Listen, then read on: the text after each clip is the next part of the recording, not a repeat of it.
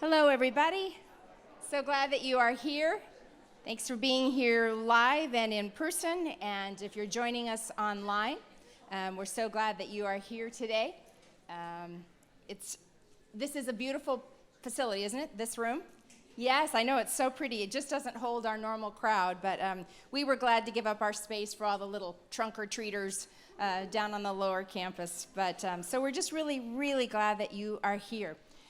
Today for the Hope for Mental Health community. If this is your first time, just really relax and don't feel like you have to share your entire life story in 30 seconds, but we are here really to know and be known. We want this to be a place where you can feel free to talk about your own life and your experiences, either as someone who lives with mental illness or loves somebody who has mental illness, that you'll find support and community and information that helps you go through life and figure out how to tackle what is sometimes a beast. Let's just be honest. Sometimes mental illness is just a beast. And to be here together and share our lives is such a place of support and comfort and hope. Today, our topic is going to be kids and mental health, and I'll introduce our speaker to you. She's been at Saddleback several times and shared at several of our mental health conferences, so she is a friend of Saddleback. I will tell you that I'm going to read her beautiful bio that tells all her professional accomplishments, but what I love most about Heather truly is her laugh. Get Heather to laugh, and it fills a room. You can find her in any space.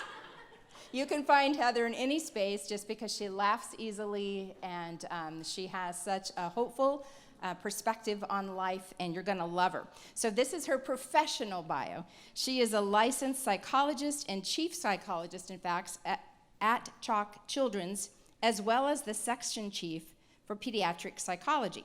In her role at CHOC, she has been one of the leaders of CHOC's mental health initiative, which included building the first 18-bed inpatient psychiatric unit for children, which provides treatment for children ages 3 to 18 years of age. She completed her doctoral degree in clinical psychology with an emphasis in family therapy from Texas Tech University, and completed a doctoral internship and postdoctoral fellowship at the University of Oklahoma Health Sciences Center. That doesn't mean you're a Sooner. It does, okay, a Sooner. Okay, just checking. She was on the faculty at Oklahoma Health Sciences Center, where she was the director of the pediatric psychology program, and she joined CHOC Children's in 2002. So Heather is incredibly competent and caring and compassionate practitioner and strategist. She's a visionary, and we're so glad that you're with us, Heather.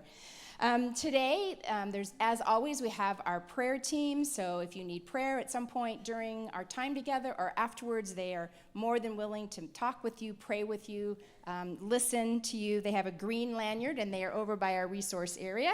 Hold up that green lanyard for those in the room. There's Leanne over there. And one of the things I want to bring to you this week is next weekend, we are hosting our first weekend retreat for mothers of children with mental illness. First time we've done this. You can pray for us. We have 85 women, moms of kids of all ages. I think the youngest child that we know is 6. The mother representing has a 6-year-old. And I think the oldest child whose mother is coming, that child is 53. So this is across a lifespan.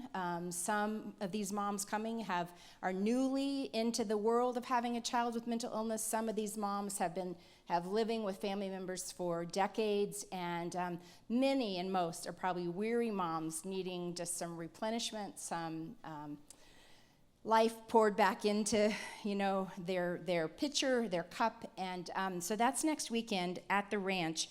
And there's volunteer opportunities. Because we do everything through volunteers, we need so many volunteers this week in finishing up, getting ready for this retreat. If you would like to volunteer, all the spots are taken for the retreat, I'm sorry to say, so there's no availability there. But we definitely need your support through volunteers. There's a sign-up sheet on your table that you can look at and see when there are opportunities, and there's a link on the screen. The retreat is called Breathe, because if anything we need every single day, it's to take those deep breaths that get us through, calm us down, and help us go through our lives. Also, if you have questions, just like we always do every month, if you have questions to ask the speaker when she's finished, you can fill them out on a 3x5 card, and we'll collect them and try to get to as many of those as we can. So I've introduced Heather to you, and in just a moment, I'm going to introduce Liesl, and she'll be sharing her story, her lived experience story of having a child with mental illness. And so you'll welcome her in just a moment. But before we do that, I was, in my quiet time this morning, I was reading out of Isaiah 40, one of my favorite passages, and it gave me such a breath of fresh air. I thought that I would read some of it to you, and I'm gonna pray it as a prayer for those of us living with any mental illness or have particularly a child with mental illness. So maybe you would like to just close your eyes and listen as I read this and then as I pray. So from Isaiah chapter 40. It is God who sits above the circle of the earth. The people below must seem to him like grasshoppers. You know what? I'm going to change this. I'm going to go back through and just pray it the way I prayed it. God, you are the God who sits above the circle of the earth. We here below must sometimes seem to you like grasshoppers. You are the one who spread out the heavens like a curtain, and you make your tent from there. You judge the great people of the world and bring them all to nothing. They hardly get started, barely taking root when you blow on them, and their work withers, and the wind that you created carries them off like straw. God, you have said that there's no one that we can compare you to. You've said, who is my equal? And you are the Holy One. So God, you're telling us to look up into the heavens, and we do that. Who created the stars? You did.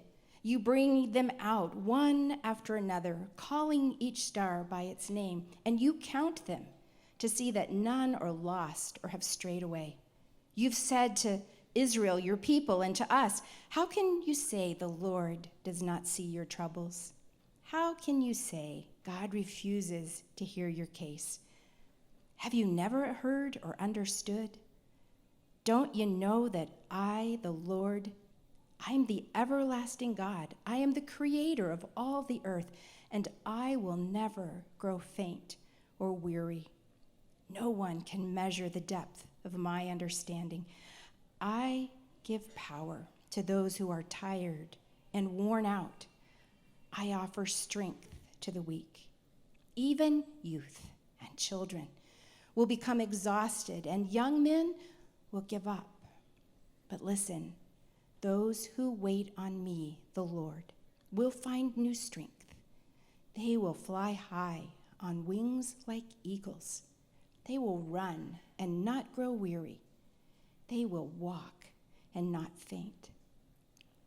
God, this is your word, and this is what you have said to us. And we come to you today, some of us very weary and worn, not able to run, not even sure we can always put a foot in front of the other.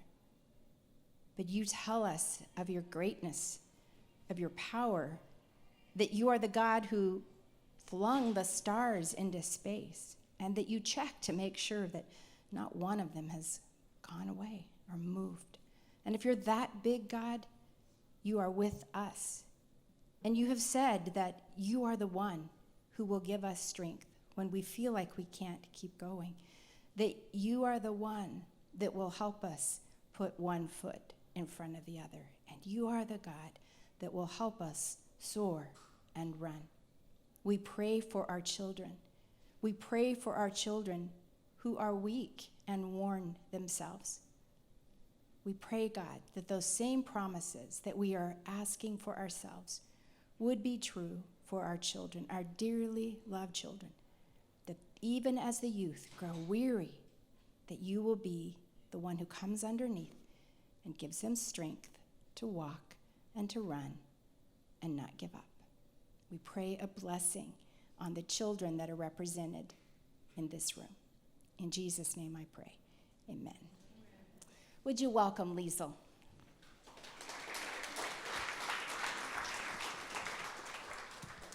Thank you, Liesl. Thank you so much.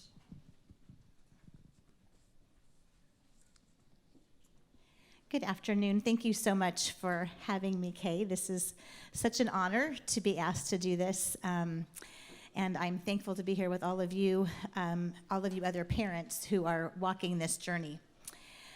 We adopted our son, Cody, when he was born. I had always dreamed of being a mom, and I fell in love with my child as soon as he was in my arms, and I just thanked God for the child that he had given us. Cody is smart, funny, kind, and compassionate. He has a huge heart, and he would give the shirt off his back to anyone in need. He is loyal, sometimes to a fault, and he is a joy. When Cody was 18 months old, he began presenting really difficult and aggressive behaviors. Throughout his toddler years, he was unable to sleep, he had raging tantrums, and he got kicked out of every preschool. Trips to the mall, the grocery store, and even going to a restaurant for dinner were nearly impossible. Cody and I basically became confined to our home. Cody was hospitalized in a psychiatric hospital for the first time at the age of 6. He was diagnosed with a mood disorder. I had no idea what that was, and there were no clear solutions. We tried different types of medications, and we dealt with different reactions and side effects. It was overwhelming and very scary. Cody's mental illness rocked me. I was exhausted, and I was ashamed. I experienced rejection, unkind looks and judgment, and the anguish of having a child who, because of his behaviors, was unable to play Little League or soccer. None of the parenting books I bought worked, and my marriage fell apart. All the other moms could manage their children. What was wrong with me? I was alone with a child who desperately needed help, but services were limited or unavailable. It was devastating. One night after Cody was hospitalized that first time in a psychiatric hospital and my divorce had just become final, the pain and exhaustion became too much to bear. I curled up in a ball on my bedroom floor and I cried out to God. I didn't want to take my own life, but I asked God to open up a hole in the sky and take me to heaven. I didn't think I had the strength to go on another day. Instead of opening up a hole in the sky, God told me that I should take his hand. He assured me that if we walked the road together, everything would be okay, and that someday my story would become his story.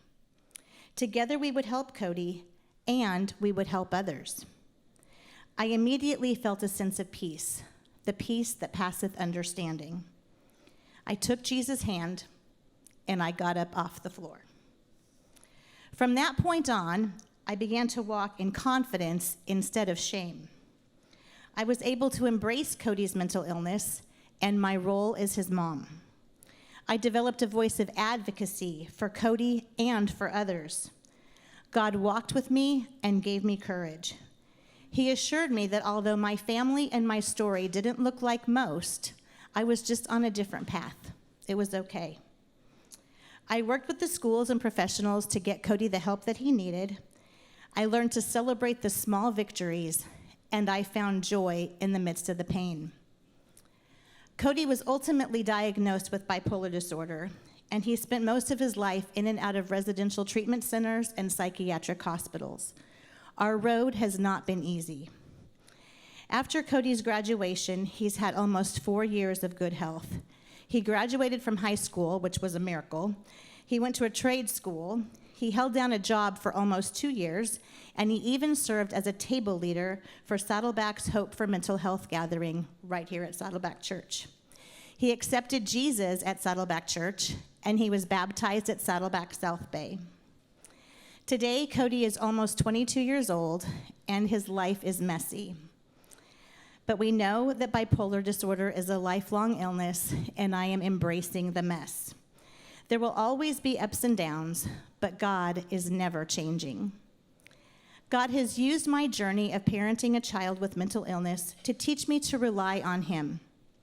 He has blessed me with courage and with strength that I never would have had without Cody, and most of all, he's taught me compassion. Because of my experiences with mental illness, I see people differently. I see them through the eyes of Jesus. I know that God created Cody with a plan and a purpose, and I know that God chose me to be Cody's mom. This has been the greatest challenge, the greatest blessing, and the greatest privilege of my life.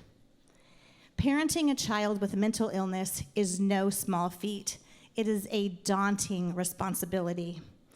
But God loves our children even more than we do, and He's chosen us to be their parents here on earth.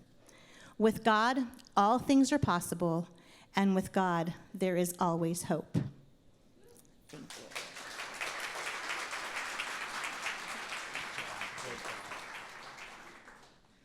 Well, we're going to move right into our table discussion time. And if you're new here, we like to get together our tables and answer some of the questions that we'll have projected up here on the screen. And so let's take about the next 10 minutes and introduce yourselves and engage in some of the questions that we have. And then we'll go right into our education time.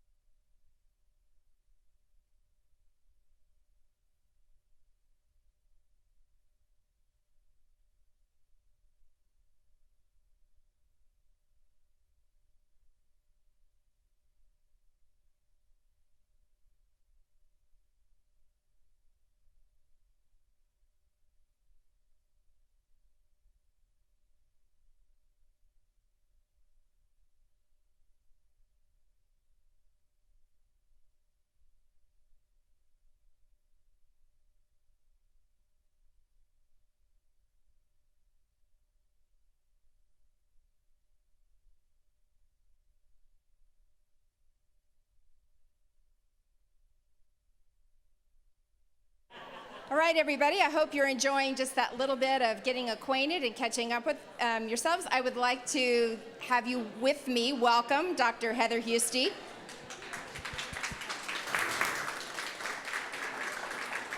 Thank you so much, Heather. Thank you. Oops, you've got your mic. All right. That's when we cross mics, that's never a good thing, right? Okay. Well, thank you guys for being here, and I'm sorry to interrupt our table discussion because I know how valuable that is. And I'm going to go ahead and get to my first slide. Let's see. There we go. So I thought today what I'd talk a little bit about is just the basics of children's mental health, some of the more common kinds of illnesses you might expect to see. What are some things you can do, sort of, what can I do at home? And then if my child needs more, what can I do? And I'm definitely, write down your questions because I definitely want to answer those as well. And I was just reflecting for a little bit, Saddleback and Rick and Kay and some other members of Saddleback really sparked the flame that became CHOC's involvement in mental health to the degree that we're involved now and towards building that 18-bed unit. And I think, both, yay, we're glad we have it, and sad that unit's filled most of the time. And I was just sharing that the last couple of weeks, all 18 beds have been taken up by kids under the age of 12. So it's just, devastating for us what the need is, and yet we're glad that we have something that we can fulfill the need, at least here in Orange County. So I want to talk a little bit about that because I think sometimes children get a little bit lost in the conversation, and I'm sure a lot of you who are living with mental health issues or have children living with mental health issues, and resonate with the fact that 50% of adults with lifelong mental illness had symptoms before the age of 14.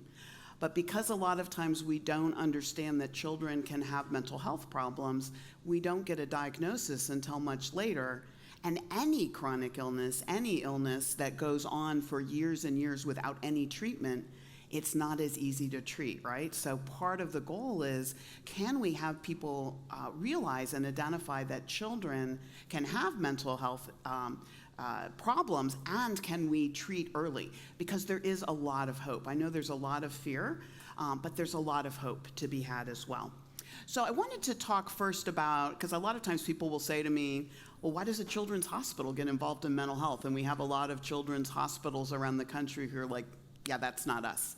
But for us, what we really see is, I love this quote, you can no more draw a line between the body and the mind than you can between two oceans.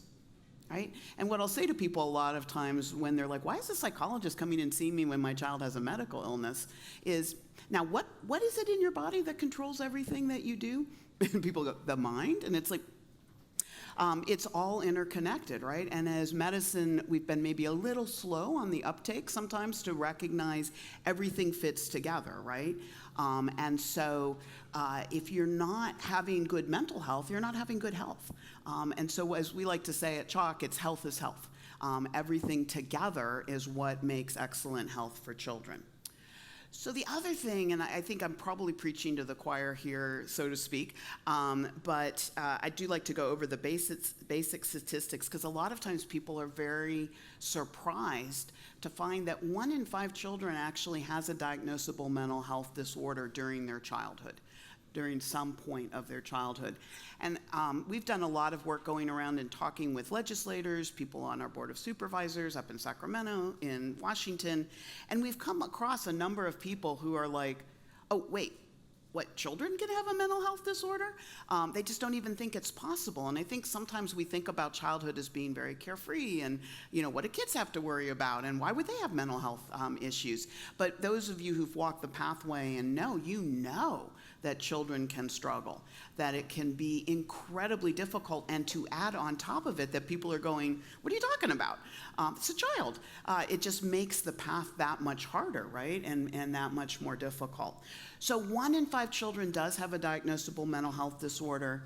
I like to kind of give that number some meaning for Orange County. So people have been to a game at Angel Stadium? You guys? Yeah, so you kind of know the stadium, you've driven past it. So I want you in your head just to imagine that stadium filled with children, every seat. Put 2 more stadiums next to that filled with children. That's how many children in Orange County have a diagnosable mental health disorder. Okay? Take away 2 of those stadiums, that's how many kids are actually getting treatment. So when we start to talk about we have a crisis in mental health for children, that's why. We have a lot of kids needing services and not that many actually getting them. I know Kay has often talked about mental illness is the no casserole disease, right? I think Lisa will talk a little bit about that too. There's that shame. Like, we don't feel ashamed if our kids in the hospital getting their broken leg fixed. You know, why should we feel ashamed if my child's admitted to an inpatient unit? Health is health. And yet that still endures, right? And so, you know, my kid has cancer and there's a whole, you know, line of people with casseroles. My kid's in a psychiatric hospital or struggling with a mental illness. Where's that line? And I know one of the great things that you guys are doing is building that community so that there is that support and there is that hope. And I think all of us are trying very hard to work at that stigma as well, right? So that it is health is health. And I have to say, I've done children's mental health more years than I care to imagine, but over 30 years. And I was about 5 when I started. I've never seen a time where we've had as much conversation or recognition, right? And through that conversation, that normalizes things, right? We start to be, and people start to go, oh, me too. Oh yeah, I had that too. And that is the kinds of things that break down stigma better than anything, right? So these conversations, people's braveness of going out and educating and talking about things are actually making a difference. People are hearing the word. I did just want to say, and I love this drawing by a teenager, of the idea of even though I may be struggling at the moment, there's a pathway to hope. There's a pathway to the future. And when we talk with kids and work with kids who are struggling with a mental health diagnosis, we often sort of work with them of what's your future look like and what's the pathway there. And sure, there may be potholes, there may be barriers, you may have to take some detours, but where are we going? So that we know there's hope and we know there's forward movement, right? And we see that every day. So I can't say it enough. There is hope. Doesn't mean it's easy. Doesn't mean it's without incident, but there is hope. I also like to talk a little bit about when we talk about mental health, right? If we talk about mental illness, what is mental health? This tree I know may look like, why are you putting that tree up there, Heather?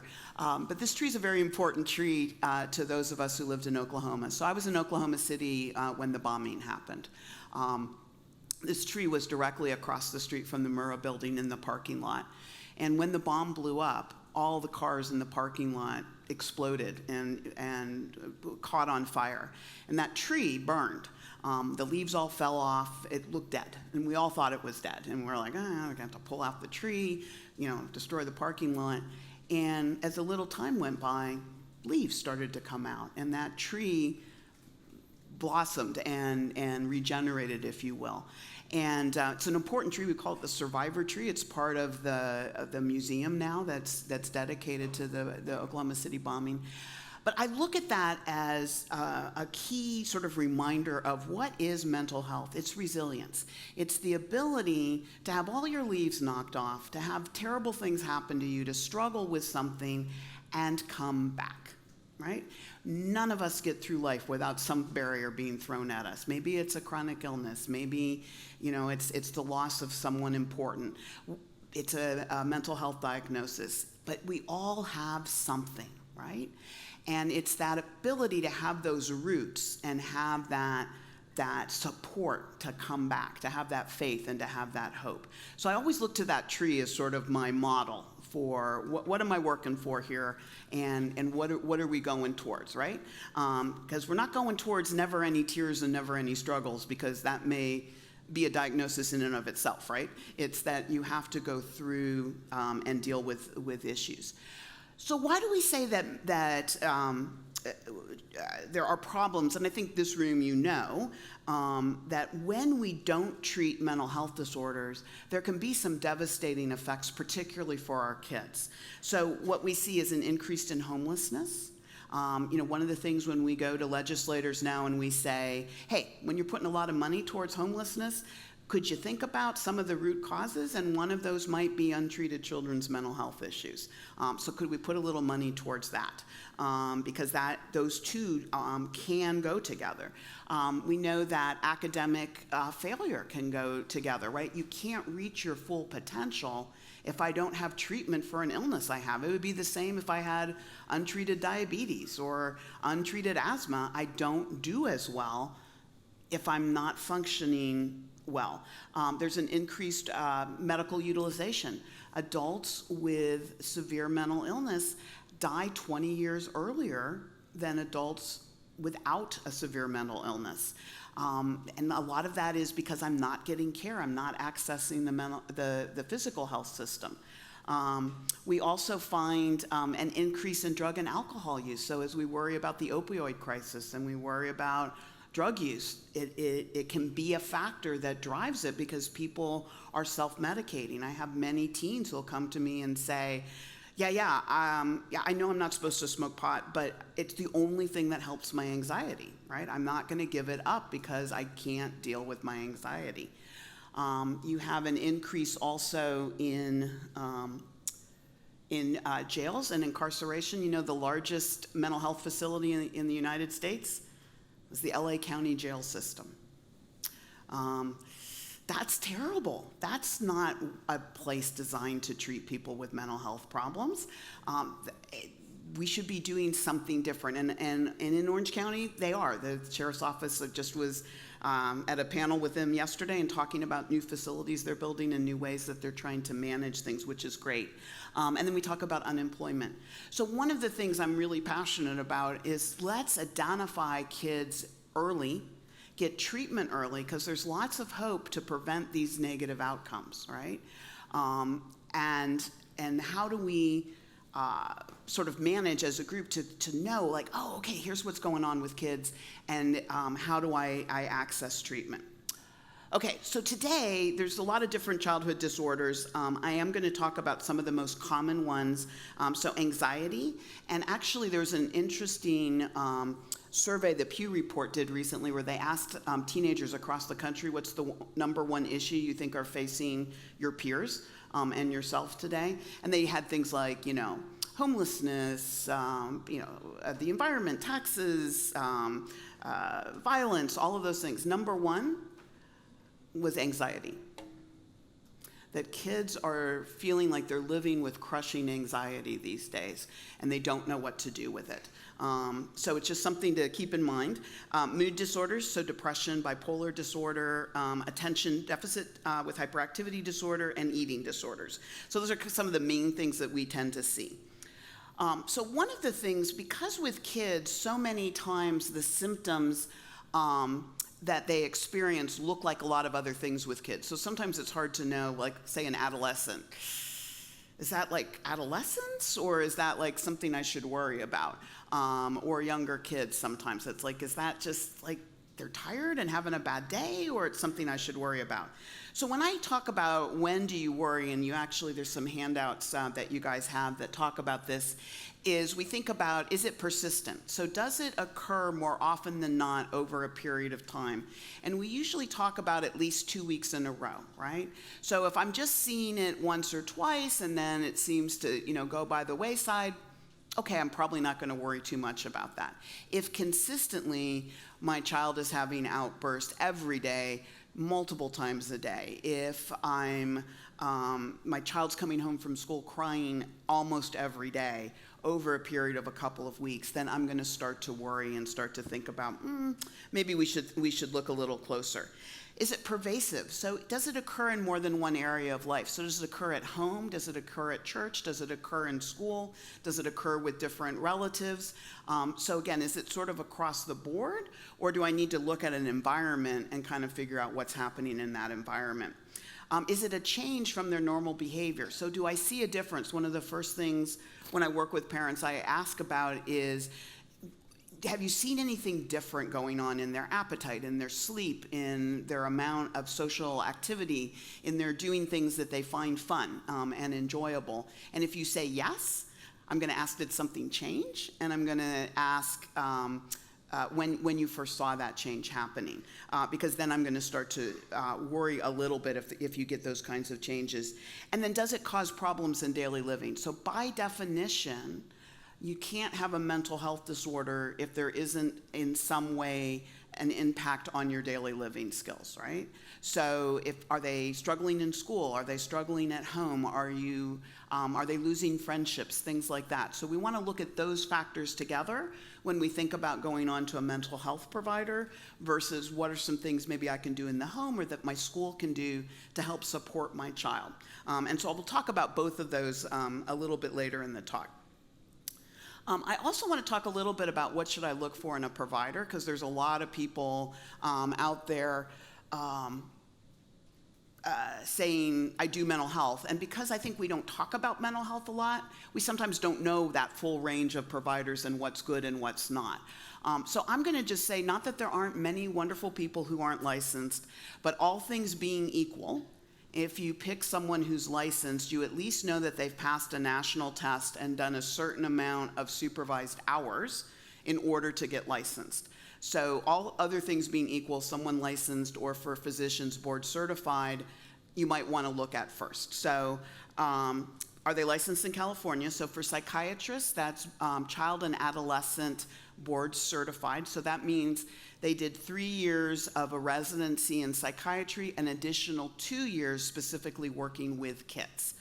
So they have a lot of experience as they come out. For psychologists, you want to look for someone who's a licensed psychologist. You cannot use that term unless you actually are licensed. It's a legal term. And that means you've had 4 to 6 years of graduate school, a year of internship, a year of fellowship at a minimum. Some fellowships are 2 years in length.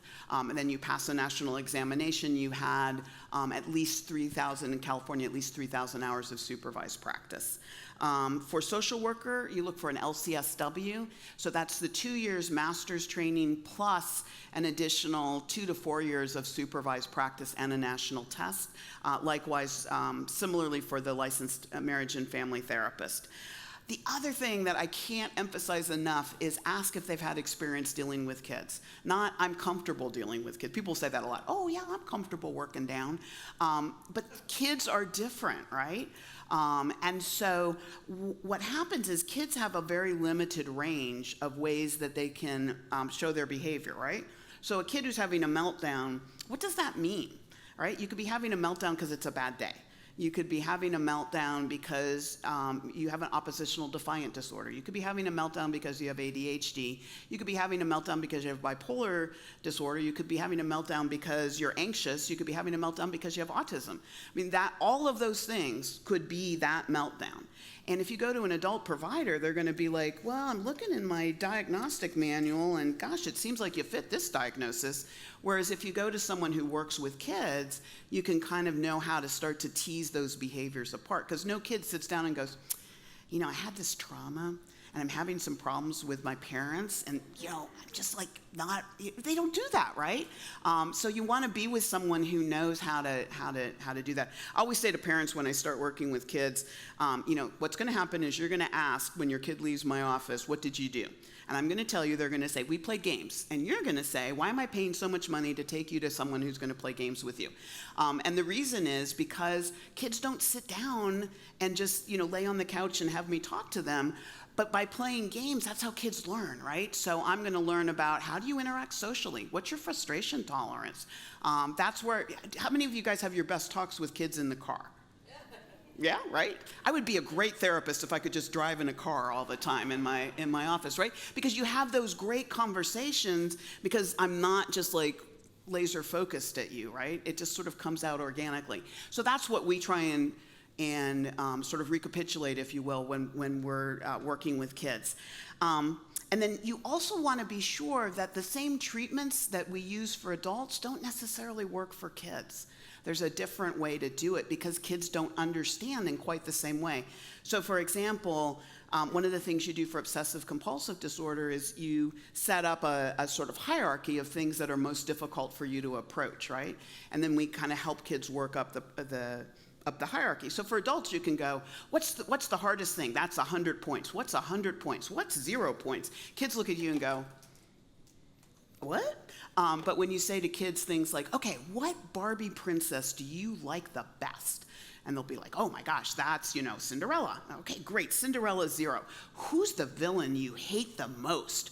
Oh, well, that's, whoever it is, the Wicked Witch, and that's going to be at the top. Like, you translate things into kid language, right? You work with kid-centric and kid-focused things, and then there are different treatments as well. Okay, I think I've beaten that to death. So the other thing to look at is different disorders are more prevalent at different times in kids' lives. So if you look at this, it's a little complicated graph, but the thing I kind of want you to just look at is for younger kids, those behavioral disorders and anxiety are the things we see most commonly. And so behavioral would be things also like ADHD. And for teenagers, as you can see right about that 12, 13 age range, you start to see substance use go way up and you start to see mood disorders. So these are cumulative graphs. So the steeper the line there, the more kids are being diagnosed at that age. So you also need to be aware of like what age is the kid, what are most likely kinds of disorders I'm going to see. So let's talk a little bit about anxiety first. I think anxiety, I love this term. I get this statement. I get nervous about everything. Sometimes I literally don't know why I'm anxious. I just am, and no one seems to understand that. What's the first thing we want to do when a kid's anxious? What are you anxious about? What can I do for you? And for kids with an anxiety disorder, a lot of times they're like, I don't know. I just feel anxious. And that's part of what your body is keyed up, and it's hard to sort of frame it's this or it's that. It's just, I don't feel right. I don't feel good. Now, the good news is there actually are good therapies for that, which I'll talk about in just a second. But let's talk for a minute what it looks like. So complaints of stomach aches or headaches, one of the things pediatricians learn is more kids come in with stomach aches, body pain, and headaches than adults because it's anxiety. Most kids feel that in their stomach, butterflies in your stomach, right? They feel it in their stomach, they feel it in their head, or they have orthopedic pain. Those are the most common things. And often they're not saying, I'm anxious, but I don't know, anyone ever had this? But like, I have a headache right before school starts, or on Sunday night I start to feel, my stomach doesn't feel right, I don't feel good. Oftentimes those are signs of anxiety, that something's going on in school. Sleep problems or problems, difficulty concentrating. So sometimes people will say, oh, it's ADHD because they can't concentrate, even though, right? Okay, I got a confirmation, thank you. It's not, it's anxiety, right? It can look the same. It's developing like a nervous habit or a tic. You can see moodiness. Often anxiety and depression can go together. And you can see the refusal to go to school or getting into trouble at school. So those are signs. If you start to see that constellation, I'd start to wonder about anxiety. When would I worry about a kid with anxiety? When you start to see really unrealistic anxiety, right? When it's very much like, I can't go to sleep because I know someone's going to come in the house and grab me and grab all the rest of the family. Nothing like this has ever happened to us, and the child just can't get it out of their head. When anxiety is out of proportion, so, I'm sure something horrible is going to happen at school, and it's going to be awful and terrible and the worst thing that ever happened. When it's being overly self-conscious, so I can't go in front of an audience, I can't like go into my classroom, it doesn't go away, it's unwanted and uncontrollable for kids, and it leads to avoidance. Now, inadvertently, sometimes we make anxiety worse for kids, because what do we do as parents? Well, that's okay, you don't have to do that. No, that's all right. We want to protect them, right? But what we know is, from the evidence, is if we don't allow exposure to anxiety and teach kids how to cope with it, it just gets worse. So how many of you have solved your own anxiety problems by just avoiding it? Yeah. because it just gets worse, right? And after you finally are like, okay, I'm just going to do it, it feels better, right? And so severe anxiety in kids is really teaching them what is the strategy, what are the skills I can use to face this and get better. So we actually have evidence-based treatments for kids to deal with anxiety, so cognitive behavioral therapy. Those are some examples of things we do. What we call exposure and response prevention. So what are things that are anxiety provoking for you, and then how do I approach that with coping skills? So we teach coping skills first, and then we start to gradually approach those things. And then relaxation and meditation, we find, can be really helpful for kids. And then for some kids, we do talk about SSRIs or medication. When the symptoms are so great that I can't engage in the therapeutic pieces, that's when we'll think about medicating kids. On the whole, we don't like to medicate kids unless we absolutely have to, because kids' brains are growing and developing, but sometimes you need medication. Just as you might need chemotherapy for cancer, you just have to find the right time and the right place, right? And you should be able to have that conversation with your provider. If you can't, find another provider. If you go to a provider who won't answer questions like, do you have experience with children? Do you have experience with evidence-based treatments? And why are you doing the things that you're doing to my child? Go to another provider. We should never do anything to you or your child that we cannot explain why we're doing it, okay? And it is okay to keep looking for providers until you find one that matches who you feel comfortable with or who your child feels comfortable with. Okay, ADHD, does that look familiar to anyone? Sometimes, it's obviously an extreme example, but when we think about ADHD, we think about that kid who's very active, and you can see kids who just have inattention, so I can't concentrate on things without the activity, or you can see kids with that hyperactivity as well. Now, one of the things people miss sometimes is someone with ADHD can concentrate on things that are interesting, right? So if it's an area, so I often have parents go but if it's about dinosaurs, they'll sit there for 2 hours and watch something. It's yes, because they're interested, but it's the routine pieces of life that I just can't hold on to. So just because you can concentrate on something with which you have a lot of interest doesn't mean you don't have ADHD. It occurs in two or more settings. So it has to be school and home. There's evidence of an impairment in some way, so I'm struggling in school. I have signs before the age of 12, and it's inconsistent with their developmental level. So if you expect a 3-year-old to read a book, that's not going to happen, right, because they're 3. But if you expect a 15-year-old to be able to sit down and read a book, then that is more consistent with what the developmental level would be. And the symptoms have to occur for over 6 months of time. The reason that we think about treating attention deficit disorder is we do find that some of the symptoms can become problematic into adulthood. So that hyperactivity can become that restlessness in adulthood, right? I just can't sit still. I'm kind of, tapping things. I tend to play with my ring all the time. We have that physical impulsivity may become that verbal impulsivity. So sometimes that can get you in trouble at jobs and things. Like if you just say everything that comes in your head at a meeting, sometimes people don't like that. So that can be a problem. And that inattention can continue on into adulthood. And part of the problem is if we don't find ways to help children manage those symptoms, they can get really discouraged at school. They can get discouraged that they can't achieve, that they can't do well, and that people are kind of on them all the time, right? Like, why can't you remember that? Why aren't you doing this? And it just is devastating to people's self-esteem. And the flip side is kids with ADHD tend to be very bright, and kids with a lot of skills and abilities and gifts. It's just that school doesn't teach in that channel. right? So it's not that something's wrong with the kids, it's that we got to teach kids right, so that we can engage those skills and abilities and help kids manage that. I'll just give you one little hint if you're dealing with a child or you yourself have some ADHD.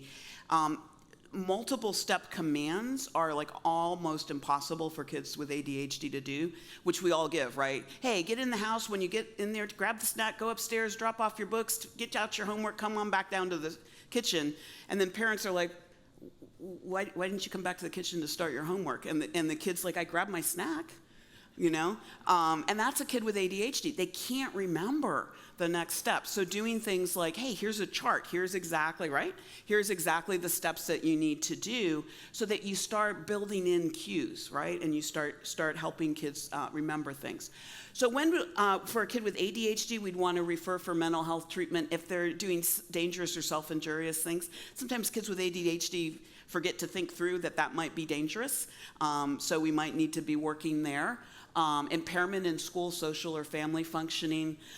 If we just do some behavioral plans, the problem still doesn't resolve, so we may need to do something. If parents, if just for whatever reason it's very difficult to implement those strategies at home, sometimes when I'm going between two homes or things like that. So we can look at both medication for kids with ADHD. Medication seems to be helpful for a couple of years, and for some kids that's just really crucial to getting them over the hump and being able to achieve well. And for a lot of kids, learning things like, hey, what are learning strategies? What are ways that I can remember things? How do I set up systems for myself? How do we set up, our homework backpack can be super helpful and important. And also as a parent, learning, my child thinks a little differently. So rather than getting on top, down on them because I can't remember multiple commands, how do I give a single command? Or how do I do things that help me work with a child whose attention is different? Okay, let's talk a little bit about depression, because that is one of the things we worry a lot about. And when you think about depression, you really think about the fact that you have cognitive symptoms. So you have symptoms where you really look at the world as being a terrible place. Everything's bad, everything's rotten. I can't see anything good about the world. You also have symptoms of like not being able to remember. So again, for kids, sometimes they mistake depression for ADHD again, and because they can't concentrate. Well, it's actually from the depression and the fact that your brain just is sluggish. It's just hard to get it moving. You can have physical symptoms, so it's hard to get out of bed. I'm just fatigued. I can't move. I have trouble sleeping. I either wake up in the middle of the night or I just can't get to sleep. A lot of times kids who are depressed, one of the things I'll ask them is like, before you go to bed, are you just running through all the bad things that happen during the day? And they're like, yep, just like a movie. And I just can't get it to stop, right? It just keeps going on through my head. I'll have those mood disorders, so I may be sad. One of the things to know about kids, however, is for kids, particularly adolescents, irritability can substitute for depressed mood. So sometimes I'll talk to parents and they'll be like, my kid's not depressed. They're just so incredibly irritable at everyone. And it's like, yep, that's depression if it goes with these other things. So I think that's just an important thing to know.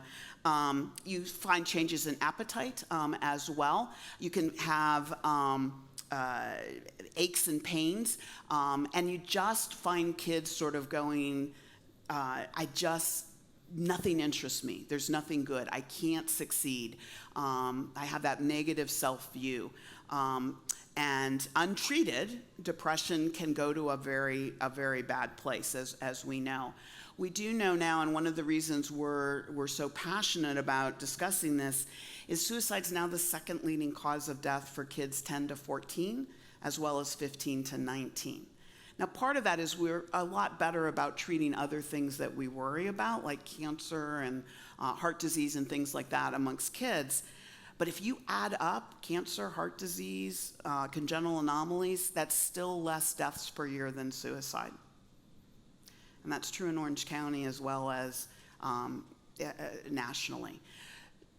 So part of what we really are fighting for is this is affecting our kids. And we need to pay attention that kids themselves suffer to the point of thinking about suicide and thinking about harming themselves.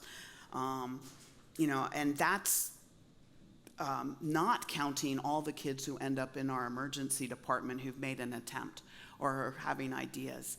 If you look at suicide rates amongst the youth, we're now at the highest level we've ever been at. And so it's a disturbing trend, and one that I think we're all kind of waking up to and saying, oh my gosh, we've got to do something about this. One of the things, if you look at, so this is from a study the Centers for Disease Control and Prevention does every 2 years, so this is the last one they did. It's called the Youth Risk Behavior Surveillance Study. They go and do phone calls of kids all over the United States, about 11,000 kids. One thing they ask about is, have you had symptoms of depression? And so that's 2 weeks where you felt depressed nearly every day. That's that first question. 41% of female respondents, so these are all high school students, 41% said yes, in the last year I've had 2 weeks where I have felt depressed each and every day, which is sort of a marker, one of the hallmarks of depression. 21% of the boys. 22% of female adolescents said that they'd had thoughts about suicide in the past year. 12% boys. 17% of females said they'd had a plan. So start to think about that. That's almost 1 in 5 kids of female adolescents who said they've had a plan of how to hurt themselves in the last year. It is endemic amongst our kids. And 9.3% females have made an attempt. So I think it's one of those things that sometimes we don't think about it. And we don't think about, gosh, how do I find, is this a child who needs some treatment earlier before we get to this point? So when would I worry about a depressed child? So I'd worry when I start to see kids withdrawing from social interactions, particularly teenagers, because that's sort of life's blood to teenagers, right? So if I'm hanging out in my room alone and that's a change for me, I'm going to start wanting to ask some more questions about what's going on and why that is. Isolation from family, a drop in academic performance. So when people come in and go, hey, grades used to be A's, now they're D's, I'm going to wonder why, what's going on. Not engaging in things that used to be fun. Sometimes parents will be like, it's great, they're not playing video games anymore. It used to be what they love to do every day after school. And it'd be like, okay, that actually could be a problem. Not that I want you to play video games, but just the fact that something that used to be fun for me, I'm not doing. Giving away possessions and discussing death. All of those things, if you see that constellation, better to be wrong than it is to miss something that's vitally important, right? And so with treatment, there are evidence-based treatments for kids with depression. So we look at cognitive behavioral therapy. We look at dialectical and behavioral therapy. So DBT, you may hear of. For adolescents, it's one of the few evidence-based therapies for kids with persistent suicidal ideation and self-injurious behaviors. We do actually have a program at Chalk that's called an intensive outpatient program that uses DBT for kids with persistent suicidal ideation and or self-injurious behavior, so that we can hopefully keep them out of an inpatient unit, or if you need to be hospitalized, that you can be discharged to that program. And then mindfulness-based stress reduction can be helpful. And for many kids, a trial of SSRIs can be useful. I think one of the things people always worry about is, will my child become addicted, or will my child have to be on medication for their entire life? Generally speaking, we can get kids off within a year or so. But you know what? If you have to be on medication, you have to be on medication. No one wants to sign up for insulin either, but if that's what you need to keep your diabetes in check, that's what you need. And so it's just, if you think about it like any other medical condition, sometimes that's what needs to happen. Eating disorders, we really worry about this in teen girls. That seems to be where it's starting. Although I will tell you, in our medical stabilization program, we've had kids as young as 10 coming in who meet the criterion for an eating disorder. It's starting younger and younger. It's generally speaking just about 1% of the female population, but it's when you start to see that preoccupation with the body, the not eating. Teens who are involved in eating disorders are very, very sneaky. So they will tell you that they're eating. They will hide food like you wouldn't believe. And so when you start to see that weight drop or that loss, you really should be paying attention to that, especially if they're teens. Kids who are on the internet and can tell you what all the calorie counts are and nutrition facts are, especially coupled with losing weight, you might worry about. Spending hours exercising, skipping meals, not going to eat socially, becoming very upset if you try and get them to eat something. And then what happens as the eating disorder takes hold is you get irregular periods, thinning hair, and constant exhaustion. So some things to look at. The reason I want to mention this here, even though it's a little lower incident, is because if you can get a hold of an eating disorder at the first time you see it, there's something like a 90% cure rate. If you're on your third time through, it's much, much harder to not have a kid live with this throughout their life.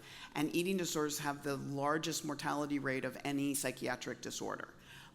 So it is something just to be aware of and mindful about. And there are evidence-based treatments, so family-based treatment, FBT, you might also hear it called the Maudsley approach. There's a specific kind of cognitive behavioral therapy specifically for eating disorders. And then sometimes kids with eating disorders have a lot of anxiety attached to it, so sometimes we need to do some medication as well. All right. So I do want to just say again, as we went through all of that, treatment really is effective, particularly for kids. It is great to be able to identify a kid early because their brains are still plastic. They still have a lot of ways we can change things around that maybe going into adulthood, I won't have a lifelong struggle with this disorder. And if I do have a lifelong struggle, maybe I'm going to do it better because I've learned some of the coping strategies and some ways to manage my illness earlier. Wouldn't it be great? You think about, I'm old enough now I can say this, in my 40s and 50s I started to be like, oh hey, I finally got this. I'm not stressing about this anymore. I kind of realized, got some coping strategies. I would have loved to have known that when I was 18. Wouldn't that have been great? Cut off those 20 years of trying to learn all those things. So wouldn't it be a great gift to give our kids of how do I learn to manage some of those things now? And I think you can see, particularly in kids and adolescents, a return to functioning and an ability to meet their potential. And isn't that what we want for our kids? Is just to be what your potential is to be, whatever that is. And let's take all the barriers out of the way to make that happen, right? And part of that might be mental health treatment. The other thing I'm going to say is just in your sort of memory of today, I'm going to ask you to take away yet one more factoid, which is when we look at California, Mental Health America does a ranking of states to say how well do you provide treatment. Lower numbers are better. And the first time they did that in 2010, California didn't rank very well. We were 33rd out of 50 states. The next time in 2018, we'd improved. We were at 24 out of 50 states, so just over the middle. But when you broke that down, because this is the first time they broke it down into providing care for adults versus providing care for kids, and it's a multiple indicator. So it's how many people do you have diagnosed with certain disorders, what percentage get treatment. There's a bunch of different things. We're 15th out of 50 for adults, which is great. We're improving. That's wonderful. The attention and the money is working. We're 39th out of 50 for kids. I don't think any of us in this room want to be 39th out of 50 and something for our kids. So I'm just going to ask, as you think about mental health and advocate for mental health, just remember kids need that advocation as well, and we need specific services for kids. Just because we fund something that adults go to does not necessarily mean that it works for kids as well. So just be thinking that it's two populations and that we as California can do better. I know any of you guys who are trying to deal with kids with mental health disorders have faced this. We have an incredible shortage of providers. So this is a map of the United States that show you where in the United States, which is actually nowhere, do we have enough child and adolescent psychiatrists. We have about 8,600 child and adolescent psychiatrists for the entire country. Yeah, there's a lot of reasons for that. We can go into that during questions and answers if people want. And for child psychologists, we're only slightly better. So there is a lack. When you sort of feel like, oh my gosh, I can't get in to see someone, you are right. There is a lack of providers that we continue to try and work on. Okay, I'm going to talk to you quickly, do I have a couple more minutes, just about building resilience in your children. So these are things you can do. Maybe I don't need to go to a mental health provider, or if I'm have a child who's struggling with mental health disorders, these are things that can be helpful. And one of your handouts is called mental hygiene or mood hygiene, and that kind of goes through some of these ideas and some of these disorders. So we kind of like that idea of, like, you know, you talk about sleep hygiene, you can like do things for mood hygiene. So the idea is, in large part, those things that are basic healthy behaviors actually help mood, right? We actually know sleep, if you are sleep deprived, you can look as though you have a mental health diagnosis when in fact you don't. So one of the first things you want to do is, are you sleeping enough? You guys might want to take a look at how many hours teenagers need to get sleep. It's about 9 hours a night. How many people have a teenager who gets 9 hours a night of, yeah. So I was very excited to see that we have a school system who's now saying, let's start school later, so that teenagers actually can get some sleep, because their circadian rhythm, you know how it's always like, how come they don't go to bed before midnight? Actually, their circadian rhythm is shifted, so they actually have trouble sleeping before 12 at night. So part of those 7 a.m. school start times go against biology. I mean, when the kids tell us I can't get up, there's actually a biological reason for that. But looking at that sort of sleep is incredibly important. We also know that for sort of mild forms of depression, exercise can be as effective as medication. So you don't want to exercise when you don't feel good, but it actually, by the time you end it, you do feel somewhat better, because your body's kind of releasing those endorphins and actually making you feel better. So we know that. We know there are some kinds of foods like omega-3 fatty acids, like you find like in salmon and fish and things, actually seem to help mood a little bit. So it's another kind of thing of when you think about what are things that we can do and be looking at. Now, what happens when we're stressed, we're depressed, we're anxious? We go right for the fat and the calories and the sugar, right? But what we know is that doesn't help our mood. So how do we sort of set up things so that I can help support my mood? We also want to look at things that are coping strategies, and that's where we start to get into some other things that maybe aren't universally talked about. So what are ways that we help children recognize emotions? Like, what are emotions, and how do kids start to be able to go, I'm sad, so that you can actually talk about what's going on, right? And so, I'm sure you've had that experience with your kids, right? They're crying and you're like, what's wrong? Are you sad? And they're like, I don't know. So, you know, one of the ways is we have to teach kids what emotions are, right? So one of the ways to teach is not to tell them what they are, but to say, well, when I see you crying and when I see you, you know, upset about, you know, Sally was mean to you today, I wonder if you're sad. So you start giving them voice to that. And what do we do when we're sad? Or what do we do when we're angry? What are acceptable things in our family to manage the emotion, so that we start to teach kids emotions are okay. We all have them. There's nothing wrong with them. We don't want to go around saying to kids, don't be sad, because that really works, right? When you're feeling down, does someone come up to you and go, be happy, yeah, right? Right? Doesn't work. So what do we do, right? How do we manage that? What do we do in our family? You know, I talk to families all the time about, with kids, like, hey, if you're mad, it's okay to be mad. It's just not okay to hit your brother, right? So what do you do when you're mad? It's okay to say, I'm mad at my brother, he took my toy. Okay, great, let's solve the problem, or go hit a pillow, or draw an angry picture. Don't hit your brother. So you start to help kids learn those coping strategies, right, and those things to do. I had a friend who's, back when her daughter was very young, her daughter's very reactive. So we're all born with temperament, right?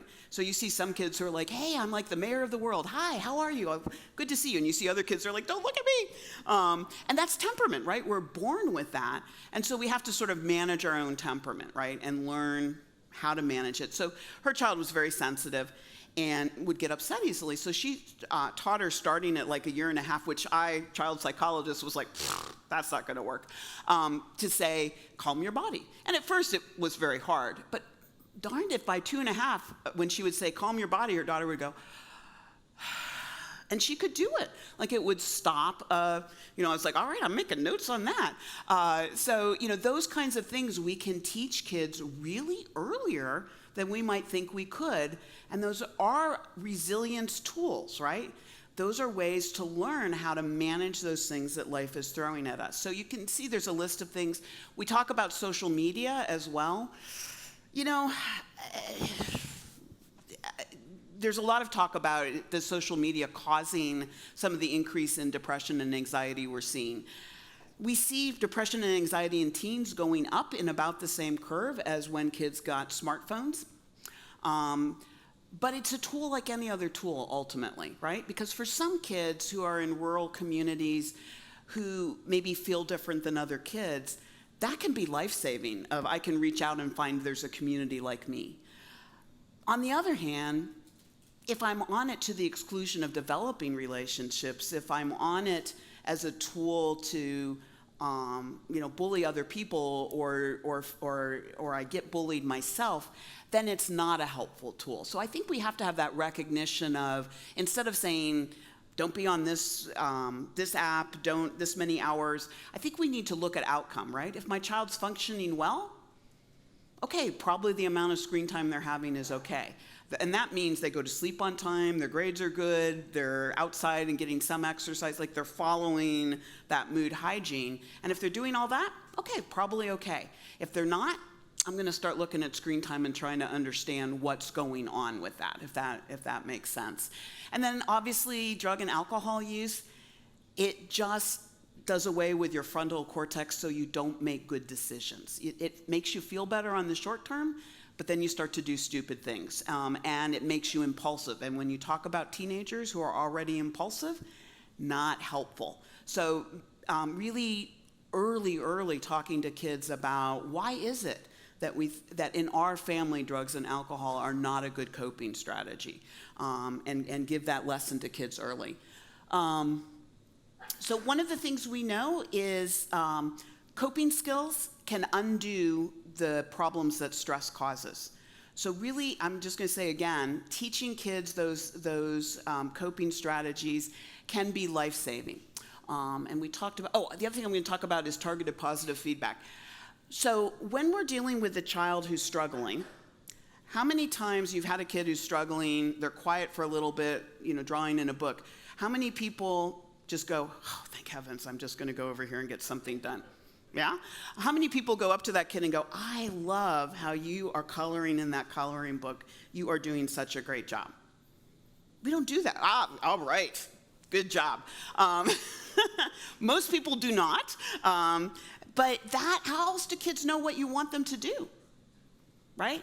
We're always on them about what we don't want them to do. That's what they hear the most of. That's what's gonna come to their mind first, right? If I tell you don't think about pink elephants, how many of you think about pink elephants? Right? So if I'm telling you, I love it when you do this, your reinforcement as a parent is incredibly powerful for kids. They'll deny it to you, to your face, of course, but I'm telling you, when they come into my office, they talk all the time about my parents are disappointed in me.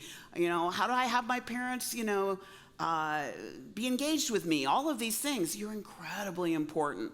So giving that targeted positive feedback, because no one needs it more than the kid who's getting into trouble all the time, right? And the kid who's struggling all the time. The very simple thing of teaching breathing, okay?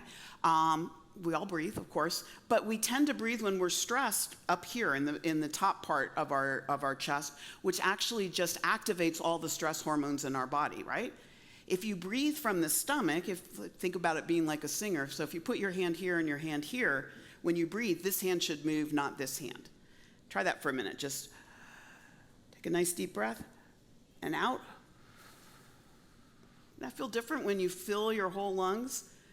Yeah, some of us cough a little bit because we don't even do it so often. But that actually tells your body to calm down. And so teaching kids, even very simply, just count to 4, take a breath in, blow out, count to 4. And here's the amazing great thing about our minds. We're not really good at doing a lot of things together. We all say we can multitask, but we're not really very good at it.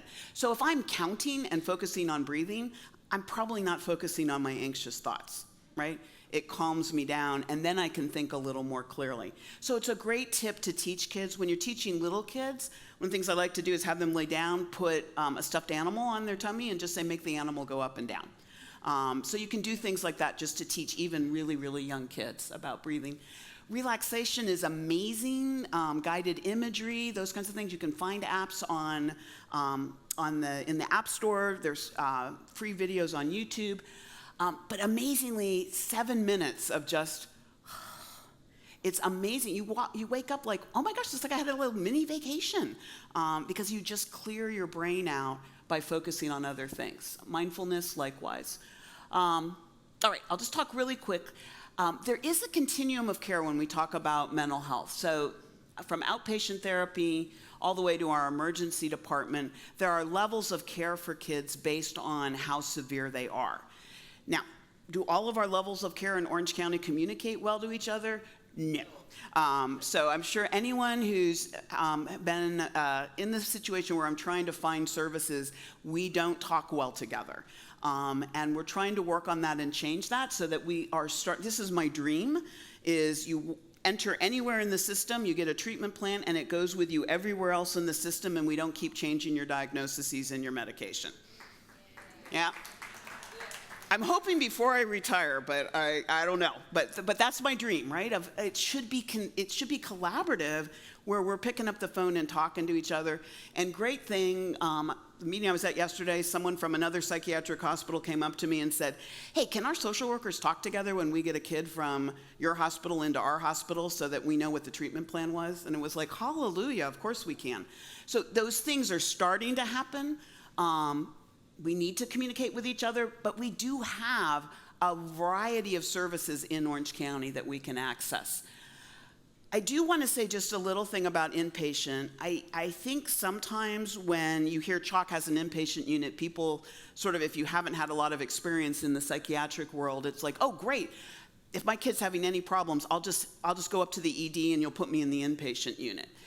So I do want to just say an inpatient unit is the ICU of the psychiatric world, okay? It's where you go to be stabilized, make sure that you're kept safe, but it's a short stay. The average length of stay in our unit's just under 7 days. It's enough to stabilize you and figure out what happens next, but it's not enough to fix the problem. And you have to be at a level of care, at a place where you cannot keep yourself safe. In the moment, not just that I'm having suicidal ideation. I can't tell you I'm not going to walk out of this ED and harm myself. That's the level of care. So what we can do on an inpatient unit is we can keep the child safe. We can complete an evaluation, maybe start some medication, start the treatment process. It's a starting point. Like I said, there's other levels of service. So if you go for an evaluation and people say, this is the level of service you need, be assured they know that's the level of service your child needs, okay? And I think we're beginning to try and communicate about that more. And I do also think, hopefully, we did try as we opened our unit. We had the advantage because we'd never had a unit to be able to say, what are the things that we don't like about units? What are the things that we've learned to do? So one of the things we're hoping that we can show other people is, hey, how about letting parents stay 24 hours a day if they want to? So we actually built the units to be able to do that, to not have visiting hours, because we thought if we're taking little ones, it's not good. It's more traumatic, right? I'm sure that was your experience of like, what do you mean I can't see them for 23 hours, right? How about if we build private rooms? So that people, have a moment of just like, okay, I can be by myself for a little bit, and again, parents can stay. How about if I build a unit that looks just like the rest of the hospital, so that it feels like I'm not different from anyone else? And I think one of the things we're trying to show with our program is it can be done. It can be done, and your outcomes can be good. And you can, you don't go bankrupt, which is everyone's other place's fear. So I think on the plus side, I again want to give a big shout out and thanks to Kay and Rick and the other families at Saddleback who sort of struck the spark of the idea and kind of pushed us to say, let's do it differently, let's do it better. And we've been having people from throughout the country. I just got back from Austin, Texas to tell them about what our unit looks like. And up and down the coast, people are coming to look. So I think maybe we can make a difference all together. Thank you. All right, I think I'll stop here. I know you guys have an opportunity for questions after our table talk. So we're going to go to the table talk part 2, and the questions will be coming up on board. I know I'm not quite through with all my slides, but you guys can throw the questions up. I'm sure they will be coming right up. Yep. All right, you guys can get started with the discussion. Thank you.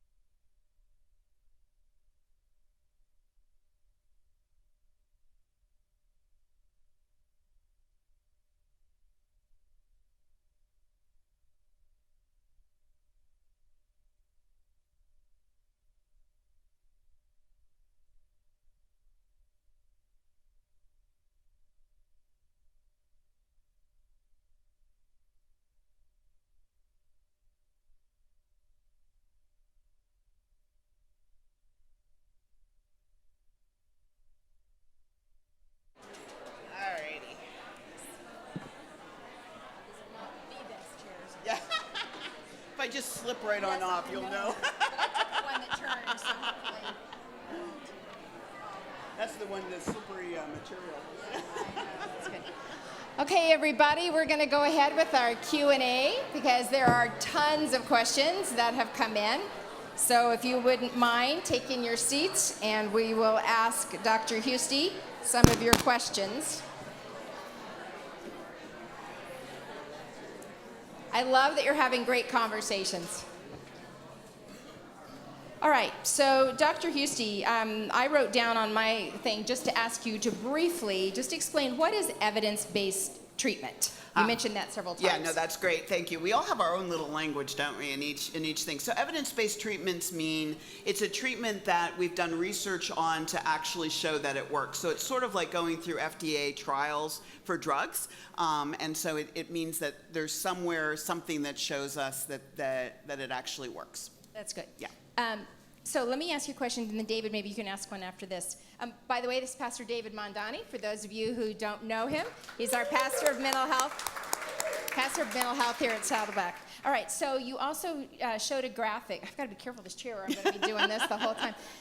You showed us a graphic at the very beginning of Angel Stadium, Yeah. and the example of that there are three stadiums you could fill with children in Orange County who are living with a mental illness, but you said take away 2 of them because only 1 stadium worth of children is getting treatment. So, I mean, a question that always comes up is, well, why? Why? I know. Why? What are the barriers? Why is there only 1 stadium? Yeah.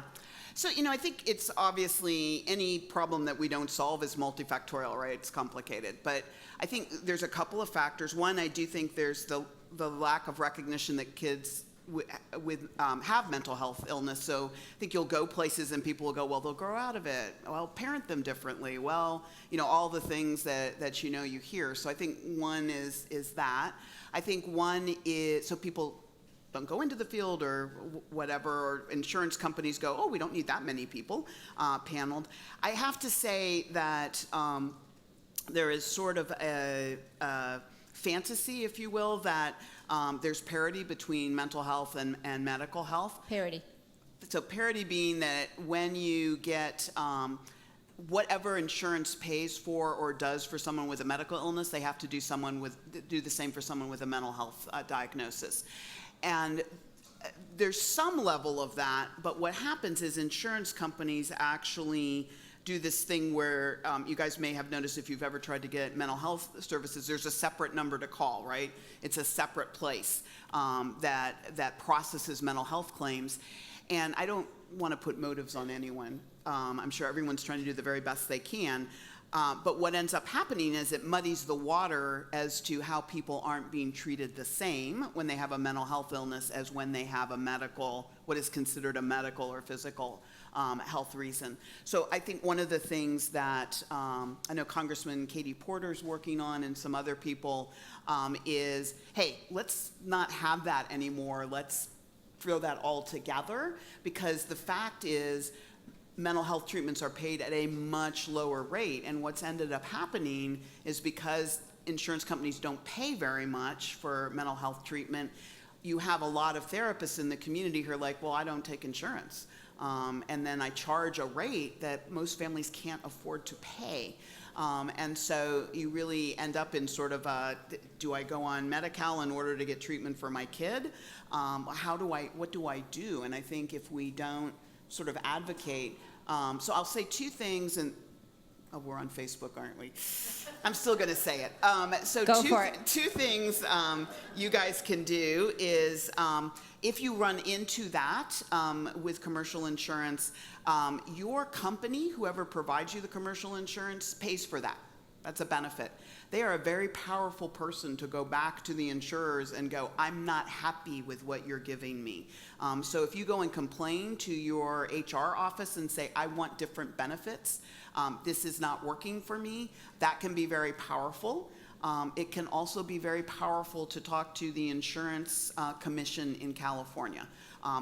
People don't care when I say it because it just sounds like I'm a provider wanting money, but they care a lot when you say it. So if that's something you're experiencing, let people know, because those are the kinds of things that change the system. Thank you. David, you had. Thank you, Doctor. For our online viewers, people live in remote and rural communities. What can they do if there are limited services available? Ah, man, it's such a big issue. So I think more and more people are, agencies and hospitals are looking to try and do telehealth. So there are telepsychiatry services in some places, teletherapy services in some places, and that's they're trying to grow that larger. I will say, however, I know our psychiatrist has at least 2 patients who drive from Bakersfield to see him because there's such a lack of resources where they are. So, and that's not even that rural a place. So it can be very difficult. Yeah. So I wanted to ask you about, someone wanted to know, is there a suicide ambulance? I'll read it just the way it's written. Is there a suicide ambulance for young children so that they do not get taken by the police? And I'm assuming that's in a crisis. And they're saying that they will, right now they're saying the police will only take to a particular hospital which has only adults in their ER. So can you address that? When a child's in a crisis? Yeah, so there actually is, if a child's in crisis in your home, in the school, in a doctor's office, there's a thing called the CAT team. It's a centralized assessment team that is run by the county behavioral health, Orange County Behavioral Health, and they actually are a mobile team that will go out and assess the child themselves. Now, transport might occur ultimately with a police officer after the team has evaluated the child for safety reasons. Sometimes they can call an ambulance and have the child transported that way. Chalk, we did not used to be a place that police would bring children because we didn't have an inpatient unit, and there's all sorts of laws that govern where people bring adults or kids in crisis. We now have that designation, so kids will now be coming to Chalk as well. Yeah. Okay, David, did you have one? Yes, so how do you deal with the reactions, comments, and judgments from others or family when your disciplinarian or parenting is not like others? Oh, man. We're such a judgy society sometimes, aren't we? I mean, it just is like, it's so easy for us to look and go, so, you know, I think, you know, as I read around, people come up with, you know, their own sort of, you know, ways of kind of like, you know, you're not walking my road, you don't know. I think people can find ways that feel comfortable for them to say that, but I'm going to say at the very core, if you're people who are judgy have their own problems, and they're judgy for a reason that really, so what? So what they're judgy, you know what you're doing is right. You know what the road is that you follow. And I know it's hard. I mean, I'm saying that like it's so easy. It's not. But I think the thing I really want to say to you is, you know the road you're on. You know what you need. If someone's being judgy about that, well, that's more a reflection on them than it is on you or your kid.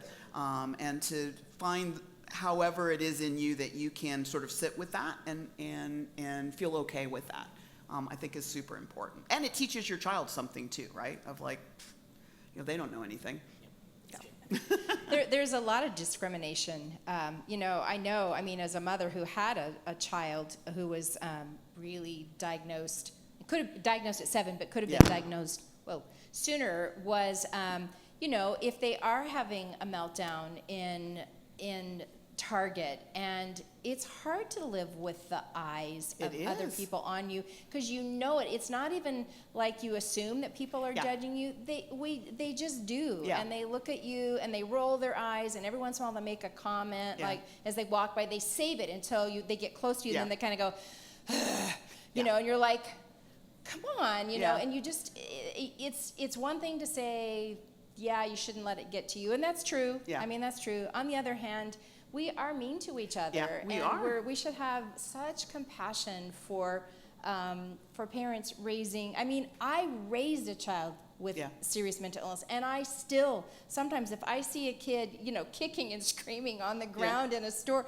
my first instinct is not, oh, or looking at the mom Yeah. of, oh, you poor mama. My first instinct is like, are you serious, kid? Get up off Yeah. the floor. I know. And then the other part of me kicks back in with a, oh my goodness, that poor mama is probably wishing that Yeah. the earth would open up and swallow her and her child right now.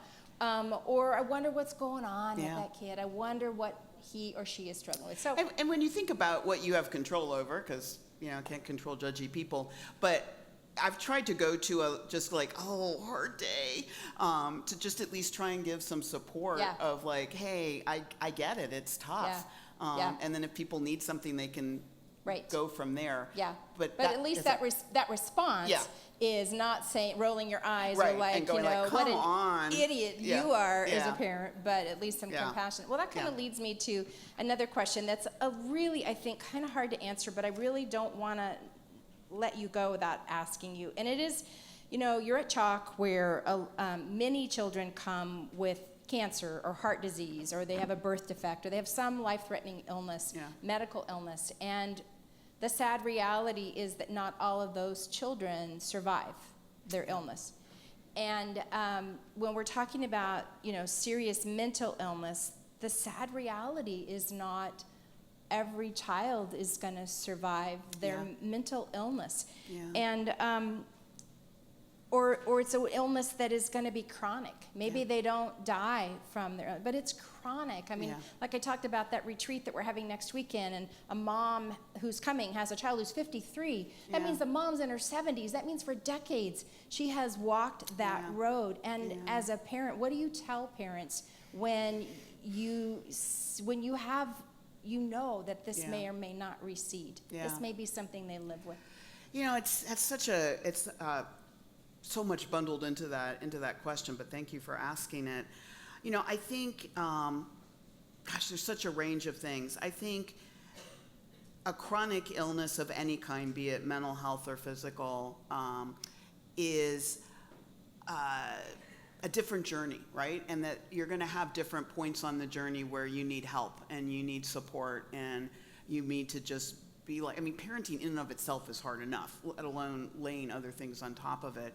Where, how do I build that support in? And I think that's where the church becomes important. That's where nonprofits become important. That's where people who've walked the path become important, is how can I embrace people going through that journey to just say, it's okay that it's hard right now. It's okay that you're struggling. I think the other thing I really want to say to parents is I think parenting's about feeling guilt all the time, right? Like, did I do enough? Should I do more? What, right? Yeah. I think it just, yeah, exactly, right? It just gets like instilled with when they hand you a baby, or a child of any kind, you're like, oh my God. They give you a guilt certificate. Yeah, they at give the you a same guilt time, certificate right? at the same time. Who knew? And I think the other pieces, I think in those moments when people are trying to instill hope about one level of treatment, and that goes across any kind of disease, it's easy to go, but then why not me if I don't get that hope? Did I do something wrong? And so I think the thing I want to say loud and clear is no.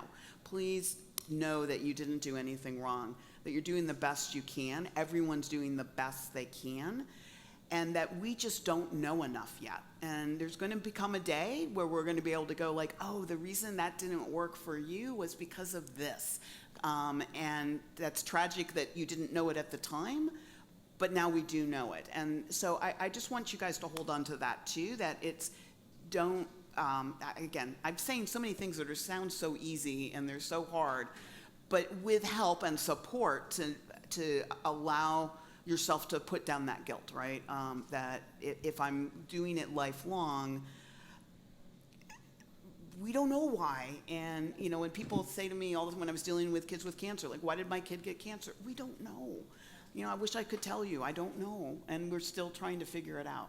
That's helpful. Yeah. Because I don't hear you trying to, tie it up with a nice bow. No. What I hear you is saying is, it's hard. It is. It's hard. And is. And you need a lot of support. Yeah. I hear you Yeah. saying that. David? Yeah, and there's this journey that our parents are going on for Yeah. quite some time, and they've been in the valley, and they've been out of the valley, and Yeah. ups and downs. And one of the common things that we see here is, is this: how can a parent, or what can a parent do when a child is misdiagnosed time and time again? So hard. I think back to that. We know kids aren't little adults, right? They're separate, and as we talked about, it's really hard sometimes that the same symptom can be a part of like 12 different diagnoses. So sometimes there's the growth that happens of, oh, now that the child's older and can tell me more, now we're thinking it's this. I do think, though, as you get separate diagnoses, I think as an educated consumer, I might start saying to the next person diagnosing to say, have you talked to the other person who made that diagnosis? Because I'd like you guys to talk to each other. I'll sign a release. I want to know, just make sure that what you're seeing is what they saw. And like I told you, my dream is ultimately that treatment plan follows you so that we as providers go, hey, pick up the phone, and if I disagree, I should talk to the other person because maybe they saw something that's not in the note or something that I didn't see, so that we can start to be a little more consistent. So coordination between the providers and signing releases so that you can get more information. Yeah, absolutely. So there's so many questions here. I want to just ask about, you want to tell a little bit about the Aspire program, in a few sentences? Yeah. You mentioned it, but. Yeah, so Aspire is what we call an intensive outpatient program, and it's based on dialectical and behavioral therapy. It's one of those therapies that actually shows kids who go through it actually reduce the amount of suicidal ideation they have and engaging in self-injurious behavior. It's intensive, so it's 4 days a week, 8 weeks long. Parents come to 2 hours a week of learning what their kids are learning, and it's very skills-based, so it's really teaching kids skills to manage those overwhelming behaviors. And as a part of a group, the kids hold each other accountable as well, in the sense of saying, did you try that? Why didn't you try that? How about if you try that? And they learn from each other, which is great. We also have an aftercare program where kids come back, and we've had some things that just like make your heart feel so warm. We had one girl after she graduated was like, all my kids in my high school need to learn this. So she started a coping club at her high school, and she had, I think, 20 kids show up the first time. She had 100 kids show up the second time. There obviously was a need, right, that people wanted to those kinds of skills. So it works well for adolescents, and it's something. Do you want to just tell briefly how people access that program? Sure. So you can call our main department number, which is 714. 509-8481, and ask for Aspire. And then what we do is go through an evaluation process. So the other reason it works well is we evaluate to make sure it's the right program. But if it's not, then we'll give you ideas of what might be the right program. David, I was going to ask one more thing and then give you the last question. So give a word to how families navigate when they have other children in their family who do not have a mental illness, and the toll that takes within siblings, how to manage that. I'll just give you a really easy, quick question. The answer's simple. No. Kind of the family dynamic, and how do we protect our other children, not necessarily from their sibling, but how do we explain mental illness in a way that there's compassion engendered rather than resentment? So, I think what the studies on siblings finds is siblings have tremendous compassion for their sibling who's struggling, which is great. You learn compassion. I think the flip side is they often take responsibility.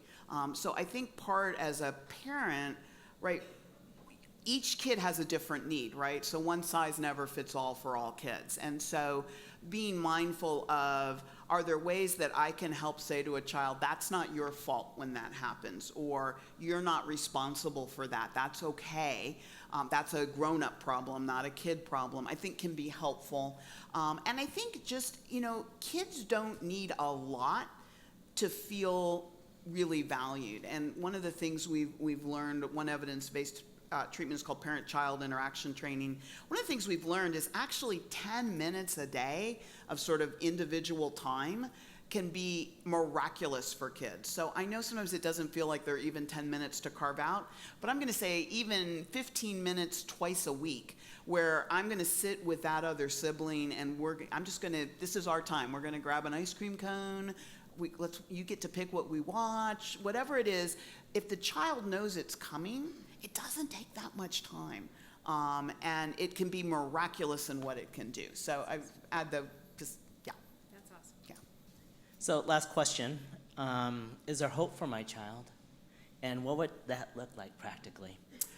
So I think there's always hope, and I think whatever road you go down, there's always hope, right? I mean, and I think as we, I'm not a pastor here, but as we read the Bible and know spiritually, there's a source of strength, and hope may look different based on what my journey is, right? So hope could be, hey, I actually managed to get a diagnosis here or an illness here where we can treat it and my child can go on and have a perfectly, just doesn't have that happen again in their lives.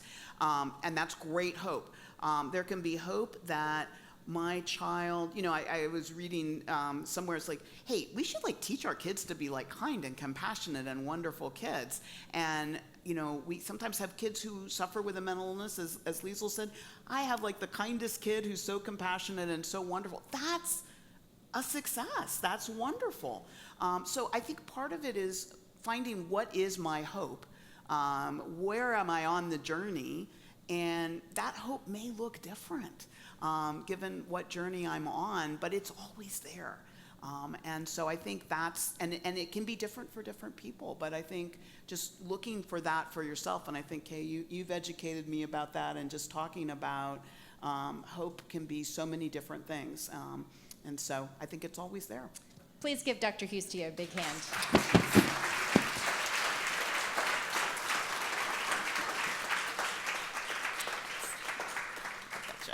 I'd like to close this out with a few announcements, and then I'd love to pray for you.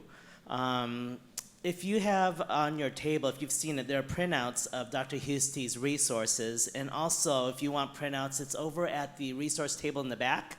There are also some books that we've picked out and hand-picked that are recommended that you can get right away here at the table in the back.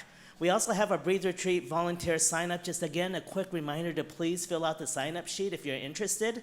It's on your table. We'll collect those afterwards and get back to you. We also have Survivors of Suicide Loss Day, and that's on November 23rd from 9 to 11 a.m. It's a Saturday morning here at the refinery, and it's for people who have lost someone to suicide to find comfort and hope and healing in remembering your loved one. And you can register and also sign up as a volunteer online at kwarren.com. Now, if you're looking for a support group, Saddleback has 40 different support groups here at the Lake Forest campus. Just visit our resource table. We have a little small card that you can get, and with contact information with all of our groups that are listed there. And next month's community, we're really excited. It'll be on November 24th. We'll be back in Tent 3. And Kay will be sharing with us on getting through the holidays, Now, if you'd like prayer today, and you need prayer, maybe you're having a really rough time, maybe since the last time we've met, we'd love to invite you to go to the back to the prayer table. They have green lanyards for the people that are offering up prayer. And we also have prayer available during the week. So if you're having a really tough time during the week, you can come over here to Ministry Office 1 between 9 and noon on Wednesdays. We have trained people who would love to come alongside you and just support you with prayer. Now, if you have a story, either you're listening online or if you're here and you'd love to share your story and you're interested, like Liesl did earlier, to encourage others with what you believe God has done in your life, we'd love to hear from you. Just email us at mentalhealth@saddleback.com. And if you're part of this community and you'd like to come in and volunteer, you could email Kathleen, who's our volunteer coordinator, Kathleen J at saddleback.com, or mentalhealth@saddleback.com. We'd love to get back to you. So let's bow our heads. I'd love to pray with you before we close out today. God, we just thank you so much that you care about our children. Jesus yourself didn't turn away the children when they ran to you, as we read in the scriptures. And Lord, you embrace the children. You love our children. You are for our children. And so, Lord, we just ask for your blessing and your protection over our children, that you would give them your grace, that you would give them the hope that we've talked about today, and that you would encourage and bring strength to families. And for people as well online as well as here, we pray for families, parents, friends who are here representing their loved ones. I just ask, Lord, that you would give them an extra special grace of strength this week, that you would fill them with your hope, that you would guide every family with wisdom, with the decisions that need to make as they journey along in wellness, as they journey along with this church. We thank you for this community. We thank you for being present in this place, because where two are gathered or more in your name, you are here. We love you, and we look forward, Lord, to what you will do as we journey forward in our families and with our families. In Jesus' name we pray these things. Amen. Thank you. Thanks for Thank being you for here. coming.